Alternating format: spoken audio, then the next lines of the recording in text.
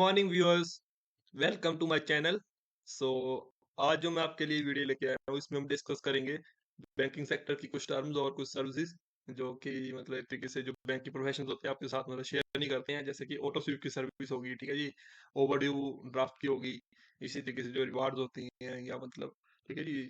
और भी मतलब जैसे कि आपने लोन भी लेना हो तो मतलब वो भी जैसे मुद्रा लोन की मतलब फैसिलिटी होगी, ठीक है जी, कि आप विदाउट मतलब एनी मॉर्गेज और कोलैटरल मतलब लोन ले सकते हो, वो भी हम डिटेल में डिस्कस करेंगे। तो सबसे पहले हम कुछ टर्म्स इसकी डिस्कस कर लेते हैं जो कि मतलब रियल टाइम में मतलब बड़ी यूजफुल टर्म्स है। तो जैसे कि एटीएम हो गया, इसके एटीएम तो आजकल हर कोई यूज करता है, ठीक है जी। ऑटोमेटेड टेलर मशीन्स एक तरीके से मतलब डोमेस्टिक और इंटरनेशनल लेवल की सर्विस दी जाती है। आप यहाँ से मतलब पैसा ट्रांसफर कर सकते हो, विथड्रॉ कर सकते हो, ठीक है जी। और अपना ओटीपी जनरेट कर सकते हो, चेंज कर सकते हो पिन वगैरह, ठीक है जी। तो इस तरह की सर्विसेज आपको एटीएम के थ्रू दी जाती है। इस तरीके से हमारे पास पॉज है, ठीक है। पॉइंट ऑफ सेल, आपने मशीन्स देखी होंगी, छोटी छोटी मशीन्स होती हैं जो कि स्वाइप करती हैं, ठीक है जी। और इसके थ्रू मतलब हम डिजिटली एक तरीके से पेमेंट करते हैं। ज़्यादातर आपने मतलब जो एक तरीके से रिटेल के मतलब हमारे शोरूम्स होते हैं, ठीक है जी। या फिर स्मार्ट बाजार हो गए, ठीक है जी, बिग बाजार हो गए, इस हिसाब से रिलायंस फ्रेश हो गया, वहाँ पे मतलब ये मशीन अक्सर देखी, पेट्रोल पंप पे भी बहुत ज्यादा यूज होता है इन मशीनों का, ठीक है जी। तो जैसे कि एचडीएफसी की होती है, आईसीआई की होती है, और पीएनबी, एसबीआई, जितने भी मतलब जो सेंट्रल बेस्ड बैंक है उनके पास, सभी के पास ये फैसिलिटी अवेलेबल होती है, ठीक है जी। नेक्स्ट है हमारा EFT, electronic funds transfer. Electronic एक तरीके से मतलब with the help of internet आप कोई भी ट्रांजेक्शन कर सकते हो यहाँ पे। ईसीएच, ऑटोमेटेड क्लियरिंग हाउसिंग, ये एक तरीके से मतलब यूरोपियन कंट्रीज और यूएसए साइड मतलब इस सर्विस को मतलब यूटिलाइज किया जाता है, जिसमें मतलब एक तरीके से आप पैसा ट्रांसफर कर सकते हो मतलब, और फंड की मतलब एक तरीके से सेटलमेंट कर सकते हो। आरटीजीएस और नेफ्ट, ये दोनों मतलब इंडिया में मतलब अवेलेबल फैसिलिटीज है हमारे पास इलेक्ट्रॉनिक ट्रांजेक्शन के लिए। आरटीजीएस होगी रियल टाइम ग्रोथ सेटलमेंट, इसमें मतलब 2 लाख से लेके मतलब आप अप टू 10 करोड़ या उससे भी ज्यादा का अमाउंट मतलब एक तरीके से मतलब ट्रांसफर कर सकते हो या सेटल कर सकते हो, डिपेंड करता है ऑर्गेनाइजेशन टू ऑर्गेनाइजेशन, ठीक है जी। और इस तरीके से नेफ्ट है, नेफ्ट की कुछ लिमिटेशंस होती हैं, ये मतलब 10,000 से लेके 2 लाख तक इसकी मतलब लिमिटेशंस है, ठीक है। नेशनल इलेक्ट्रॉनिक फंड ट्रांसफर बोलते हैं इसको, ठीक है जी। ये आजकल ज्यादातर मतलब एक तरीके से सिक्योर मतलब ट्रांसफर ऑफ मनी है, मतलब फुली सिक्योर्ड होती है, ठीक है जी। हाई लेवल की मतलब इसमें सिक्योरिटी होती है। तो नेक्स्ट है हमारा आईएमपीएस, इमीडिएट पेमेंट सर्विस, आपने इमीडिएटली किसी को पेमेंट करनी है तो ये भी एक सर्विस है। यूपीआई, यूपीआई तो आजकल हर कोई यूज करता है, जैसे कि यूपीआई शेयर कर देते हैं, right? तो यूनिफाइड पेमेंट्स इंटरफेस, जो भी हमारे पास डिजिटल एप्स है, ठीक है जी, जैसे जीपे हो गया, ठीक है, गूगल पे हो गया, या फिर दूसरा हमारे पास पेटीएम हो गया और भारत पे हो गया, इन सभी में यूपीआई एक तरीके से नंबर जनरेट किया जाता है और उसके थ्रू आप ट्रांजेक्शन कर सकते हो। एमआईसीआर, एमआईसीआर बहुत ही इंपॉर्टेंट है। जो भी हमारे मतलब डिजिटल डॉक्यूमेंट होते हैं, जैसे कि हमारा चेक्स हो गए, ठीक है जी, या बॉन्ड पेपर हो गए, तो उसकी ऑथेंटिसिटी को चेक करने के लिए और फ्रॉड को रोकने के लिए, उनकी प्रिवेंशन के लिए, ठीक है जी, उनकी प्रोटेक्शन के लिए ये टेक्निक यूज की जाती है, ठीक है जी। MICR, magnetic ink character recognition. तो और इसको एसीएच के अंदर भी मतलब यूज किया जाता है, ठीक है जी। और आईएफएससी, ये एक तरीके से इंडियन फाइनेंशियल सिस्टम कोड है जो कि यूनिक होता है हर एक बैंक का। जब भी आप मतलब कोई ट्रांजेक्शन करते हो डिजिटली तो वहाँ पे आईएफएससी कोड डालना होता है, या फिर आप मतलब ऑफलाइन भी पैसा डिपॉजिट करते हैं तो वहाँ पर भी एक तरीके से अ, आपस में जो बैंक होते हैं उनको इंटरनेट करने के लिए ये मतलब आईएफएससी कोड डालना पड़ता है। फिर स्विफ्ट, स्विफ्ट होता है कि society for world wide interbank financial telecommunication, जो कि वर्ल्ड वाइड बैंक है वर्ल्ड लेवल के, उनमें मतलब एक तरीके से आपस में कम्युनिकेट करने के लिए कुछ प्रोटोकॉल है, ठीक है जी। तो ये फॉलो करते हैं। ईएमबी, ईएमबी है Europay master card and visa, एक तरीके से मतलब ये जो इलेक्ट्रॉनिक हमारे कार्ड होते हैं उसको जनरेट करने के लिए, ठीक है, जैसे हमारे रूपी कार्ड हो गया, ठीक है जी। तो नेक्स्ट है हमारा सीवीवी, ये भी बहुत ही इंपॉर्टेंट है, कार्ड वेरिफिकेशन वैल्यू, कि हर एक कार्ड के मतलब जो बैक साइड में मतलब 3 डिजिट की एक वैल्यू होती है, उसको बोलते हैं कार्ड वेरिफिकेशन वैल्यू। जब भी हम मतलब ट्रांजेक्शन करते हैं तो वो 3 डिजिट वहाँ पे इंटर करने पड़ते हैं, या आपने किसी के साथ भी शेयर नहीं करने पड़ते हैं, ठीक है जी, ताकि आपके साथ कोई फ्रॉड ना हो, कोई आपके फिशिंग ना हो, ठीक है जी। तो उससे बचने के लिए आपने इसको हमेशा सीक्रेट रखना है। और ओटीपी ओटीपी होता है वन टाइम पासवर्ड। जैसे सपोज आपने कोई भी ट्रांजेक्शन मतलब करनी है, तो वहां पे आपको वन टाइम एक पासवर्ड आता है आपके मोबाइल के ऊपर या आपकी मेल के ऊपर, तो आप इजिली वहां से ट्रांजेक्शन कर सकते हो। नेक्स्ट है हमारा pin. Pin personal identification number, एक तरीके से 4 डिजिट का हो सकता है या उससे ज्यादा का हो सकता है, जैसे हमारे एटीएम का हो गया, ठीक है जी। इस तरीके से नेट बैंकिंग का हो गया। तो इस तरीके से आप इसको चेंज भी कर सकते हो। और उस नेक्स्ट है एनएफसी, नियर फील्ड कम्युनिकेशन। एक तरीके से बैंकिंग सेक्टर में आपस में मतलब इंटरकम्युनिकेशन के लिए ये टेक्निक यूज की जाती है। एसएसएल, सिक्योर सॉकेट लेयर, एक तरीके से मतलब हाईली सिक्योर्ड एनवायरनमेंट प्रोवाइड करती है, जिसमें कि इंक्रिप्शन और डिक्रिप्शन मतलब एल्गोरिदम्स होते हैं, जैसे आरएसए हो गया, एसएसएच हो गया, ठीक है जी। और डिजिटल सिग्नेचर हो गए, एडवांस इंक्रिप्शन सिस्टम हो गया, इस तरीके से मतलब हाईली सिक्योर्ड एनवायरनमेंट होता है इसमें, ठीक है जी। टीएलएस की ट्रांसपोर्ट लेयर सिक्योरिटी होती है, जो कि मतलब जब डाटा ट्रांसफर होता है ताकि वो सिक्योर रहे, उसको मतलब बीच में कोई भी मतलब कंट्रीब्यूटर मतलब स्टील ना करे इन्फॉर्मेशन को, ठीक है जी, किसी तरीके से मतलब उसको या फिर उसको मैनिपुलेट ना करे, उसमें कुछ चेंजेस ना कर दे, तो उसको प्रोटेक्शन देने के लिए फिर ये टीएलएस सिक्योरिटी लगाई जाती है।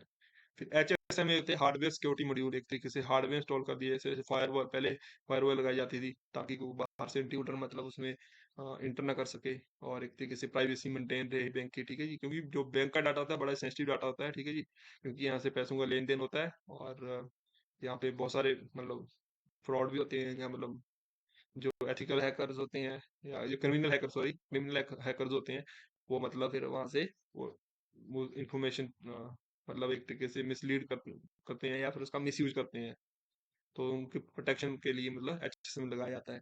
P to person to person मतलब एक तरीके से ये भी सर्विस दी जाती है बैंकिंग में, ठीक है जी।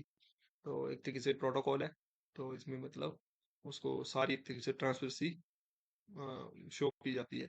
KYC know your customer, know your customer KYC हर जगह होती है आजकल, जैसे बैंकिंग में हो गया, ठीक है जी, राशन कार्ड सिस्टम में हो गया, या फिर कहीं और आप कोई भी सर्विस ले रहे लॉन्ग टर्म रिलेशनशिप बनाने के लिए, मतलब बेटर प्रोडक्ट की क्वालिटी या सर्विसेज देने के लिए, मतलब या फिर मतलब कस्टमर की एथेंटिसिटी के लिए, सपोज बैंक ने किसी को लोन दे दिया, कल को वो लोन रिटर्न ना करे, तो मतलब उसका परमानेंट एड्रेस हो, ठीक है, फिंगरप्रिंट को ले जाते हैं, तो और आधार कार्ड लिया जाता है, तो ये हो गया केवाईसी, ठीक है जी। सीआरआर, कैश रिजर्व रेशो, ये एक तरीके से मतलब दो तरह के यहाँ पे दो और टर्म होती है कि रेपो रेशो और रिवर्स रेपो रेशो, ठीक है जी। और रेपो जो होता है, रेपो रेट वो होता है बेसिकली, जैसे कि हमारे जो भी मतलब ग्रामीण बैंक होते हैं या स्टेट लेवल के बैंक होते हैं, ये एक तरीके से जो सेंट्रल बेस्ड बैंक होते हैं, जैसे आरबीआई हो गया, वर्ल्ड बैंक हो गए, उनसे मतलब एक तरीके से पैसा लेते हैं, ठीक है जी। और फिर उसके ऊपर इनको कुछ मतलब इंटरेस्ट देना पड़ता है, उसको रेपो रेट बोलते हैं। और डिपेंड करता है उसके कैश फ्लो के ऊपर, वो उस बैंक की मतलब कितनी मतलब डिपॉजिट कितना करता है वो, ठीक है जी, और उसके मतलब ट्रांजेक्शन कितनी है, ठीक है जी। और एक तरीके से जो इन्फ्लेशन होता है उसको कंट्रोल करने के लिए यूज किया जाता है। इसी तरीके से जो रिवर्स रेपो होती है, वो मतलब सपोज कोई भी जो हमारे बैंक होते हैं, ठीक है जी, इन्होंने मतलब सेंट्रल बैंक में पैसा डिपॉजिट किया है, जो उसके ऊपर फिर रेट ऑफ इंटरेस्ट मिलता है, उसको बोलते हैं रिवर्स रेपो रेशो। इस तरीके से एसएलआर है, ठीक है जी, ये टर्म्स ऑलरेडी जो मतलब बैंकिंग सेक्टर या मतलब वहाँ काम करते हैं इसमें अकाउंट से रिलेटेड, ठीक है जी, तो उनको ये चीजें पहले क्लियर होंगी।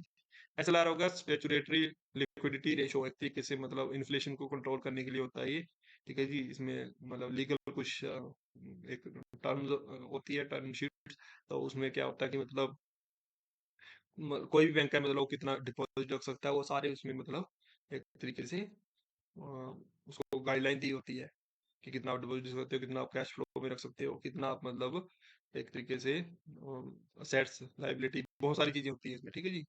और एनपी होता है कि नॉन परफॉर्मिंग असेट्स, मतलब non performing assets day by day मतलब इंडिया का पहले बढ़ रहा था, अभी थोड़ा डाउन आया है, ठीक है जी। इसमें कि जो मतलब कोई भी बिजनेसमैन या कोई भी मतलब पर्सन किसी ने बैंक से लोन लिया है और मतलब एक तरीके से पैसा रिटर्न नहीं कर पाता या नहीं करता है जानबूझ के, तो उसको नॉन परफॉर्मिंग सेट्स के अंदर डाल दिया जाता है। और जब भी मतलब ईएमआई की जो मतलब जो भी उसकी अमाउंट होता है, अगर वो 3 to 6 मंथ हो गए उसको, 6 मंथ के बाद उसको एनपीए में डाल दिया जाता है। इस आर ओ आई हो गया, रेट ऑफ इंटरेस्ट, जो भी मतलब दो तरह का रेट ऑफ इंटरेस्ट होता है, एक रिटर्न में मिलता है हमें, एक रेट ऑफ इंटरेस्ट जो बैंक लगाता है, ठीक है जी। जैसे कि हमने लोन लिया है तो उसके ऊपर 10 to 12%, 13% इस हिसाब से मतलब रेट ऑफ इंटरेस्ट लगाया जाता है। और जब हम पैसा डिपॉजिट करते हैं तो उसके ऊपर बहुत ही कम रिटर्न दिया जाता है। ये मतलब बिल्कुल नॉमिनल होता है, बिल्कुल ही मतलब ना के बराबर ही एक तरीके से 2.7% से लेके मतलब 4.20% ऐसा ही आजकल दिया जाता है। जो भी पीएनबी हो गया, बैंक एसबीआई हो गया, एसबीआई का तो बिल्कुल ही कम है, ठीक है जी। उसका तो मतलब एक तरीके से उससे तो बेटर है कि आप प्राइवेट बैंक में अपना पैसा रख दो, या फिर आप यहाँ पे ऑटो स्वीप नाम की एक सर्विस होती है वो अवेल कर सकते हो। हालांकि बैंक की प्रोफेशन मना कर देते हैं, लेकिन आप रिटर्न में अगर दोगे तो ये सर्विस आप अवेल कर सकते हो। इससे क्या होता है कि एक थ्रेश होल्ड वैल्यू होती है, सपोज 50,000 हो गया, 75,000 हो गया, उसके ऊपर जैसे ही सपोज आपका अमाउंट जाएगा, आप ये डिसाइड कर सकते हो कि मतलब तो एक तरीके से आपका मतलब 90 डेज के लिए, 60 to 90 डेज, इसी तरीके से मतलब वहाँ पे एक तरीके से लिमिट होती है, या 90 to 180 डेज। तो आपको मतलब वहाँ पे एक एफडी हो जाती है आपके अमाउंट की। जो भी सपोज आपने लगाई थ्रेश होल्ड लगाई 50,000, उसके ऊपर जो भी आपका पैसा जाएगा ऑटोमेटिकली उसमें चला जाएगा, मतलब एफडी में चला जाएगा। और उसके ऊपर जो रिटर्न होगा वो मतलब 5.6% से लेके आपको 7.25% तक मिल सकता है। इस तरीके से ओवरड्राफ्ट प्रोटेक्शन है, ये भी मतलब एक सर्विस होती है जो कि बैंकिंग प्रोफेशनल्स आपके साथ शेयर नहीं करते हैं। इसमें क्या होता है कि एक तरीके से आपको एक सिक्योर मतलब कुछ अमाउंट दे दिया जाता है, डिपेंड करता है कि आपका कैश फ्लो कितना है, ठीक है जी। तो सपोज आपने मतलब किसी को चेक दे रखे हैं, और कई बार हो जाता है कि मतलब आपको याद नहीं रहता कि मतलब कितना अमाउंट मैंने किसी को मतलब पे करना है। तो अगर आपके मतलब तो चेक आपका बाउंस नहीं होगा बेसिकली, ठीक है जी। सपोज आपका बैलेंस कम रह गया, तो जो भी ओवरड्राफ्ट प्रोटेक्शन होगी, जैसे 50,000 की होगी, लाख की होगी, तो वहां से आपके पैसे कट जाएंगे। हालांकि इसके थोड़े चार्जेस देने पड़ते हैं, लेकिन ये है कि मतलब आपकी क्रेडिबिलिटी और लाइबिलिटी बनी रहेगी। एक्सटेंडेड ट्रांजैक्शन हिस्ट्री, ये मतलब हिस्ट्री को एक्सटेंड करने के लिए, जैसे नॉर्मली आपको मतलब 90 डेज की मतलब हिस्ट्री में इजीली आप अवेल कर सकते हो। लेकिन अगर आपने एक्सटेंड करनी है, कोई बिजनेसमैन है उसने सपोज लास्ट 6 मंथ की चाहिए, तो आप यहाँ से ये सर्विस भी एक्टिवेट करा सकते हो। कार्डलेस एटीएम विदड्रॉ, मतलब ये भी एक सर्विस है कि आपके पास कार्ड नहीं है तो मतलब ओटीपी के थ्रू, या फिर मतलब जो योनो ऐप होती है, पीएनबी की ऐप है, तो उसके थ्रू भी आप पैसा इजीली विदड्रॉ करवा सकते हो। डिजिटल अकाउंट ओपनिंग, ये मतलब अभी प्राइवेट सेक्टर में ज्यादातर जो बैंकिंग का सेक्टर है उन्होंने मतलब ये ओपन की है। हालांकि मतलब जो गवर्नमेंट सेक्टर है उनके भी है, लेकिन वो मतलब जानबूझ के कस्टमर को ये अवेल नहीं करने देते, क्योंकि ये सारा इसमें मतलब काम को खुद करना पड़ता है। केवाईसी हो गया, क्योंकि आपको मतलब एक तरीके से मतलब फॉर्म वगैरह भरने की जरूरत नहीं है, डिजिटल तौर पे आपका अब अकाउंट ओपनिंग हो जाएगी, फुली डिजिटल अकाउंट ओपन हो जाएगा। इस तरीके से रिवार्ड प्रोग्राम्स हैं। रिवार्ड प्रोग्राम्स में क्या होता है कि मतलब आपको एक तरीके से कुछ ऑफर दिए जाते हैं, जैसे कि आपको कूपन दे दिया, या किसी होटल का कुछ ट्रिप दे दिया, टूर ट्रिप दे दिया, या फिर मतलब कुछ और मतलब बेनिफिट्स दे दिया आपको, ठीक है जी। या लॉकर की फैसिलिटी दे दिया, कुछ भी मतलब डिपेंड करता है कि मतलब एक तरीके से कि आपका कितना कैश फ्लो है, ठीक है जी, आपके लेजन कैसे है बैंक के साथ, ठीक है जी। तो इस हिसाब से आपको मतलब, या फिर आपको क्रेडिट कार्ड दे दिया, मतलब इस तरीके से मतलब वो रिवार्ड्स देते रहते हैं। तो आप इसके बारे में बैंक में जाके पता कर सकते हो। लेकिन ऑटो स्वीप बहुत ही इंपॉर्टेंट है, ये कोई भी वेल कर सकता है और सभी के लिए बेनिफिशियल है, ठीक है जी। क्योंकि सेविंग में से आपको कुछ भी रिटर्न नहीं मिलेगा। लास्ट में है कि लोन से रिगार्डिंग बात कर लेते हैं। जैसे कि किसी ने लोन लेना है, तो मुद्रा लोन एक बहुत ही मतलब अच्छी सर्विस जो हमारे पीएम साहब है उन्होंने मतलब एक तरीके से जनरेट की थी। तो इसमें क्या होता है कि मतलब आप 10 लाख से लेके 1 करोड़ तक का लोन ले सकते हो, और आपको कोई भी मतलब मॉर्गेज या कोलेटरल देने की जरूरत नहीं है। मतलब वो कोलेटरल और मॉर्गेज का मतलब है कि आपको कोई भी मतलब प्रॉपर्टी वगैरह वहाँ पे इंगेज करने की जरूरत नहीं है। Property in the sense means जैसे कि घर हो गया, या जमीन होगी, या कोई असेट्स हो गया आपके, मूवेबल नो मूवेबल, ठीक है जी। तो आप मतलब एक तरीके से इस सबसे पहले आपने एक बढ़िया सी एक मतलब वो बनानी है, रिपोर्ट बनानी है, ठीक है जी।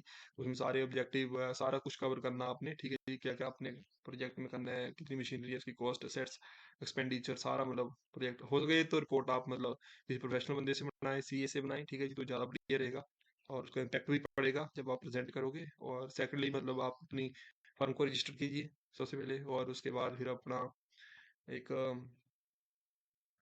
जो नंबर होता है, क्या बोलते हैं उसको, ठीक है जी। तो वो भी आप जनरेट कर सकते हो।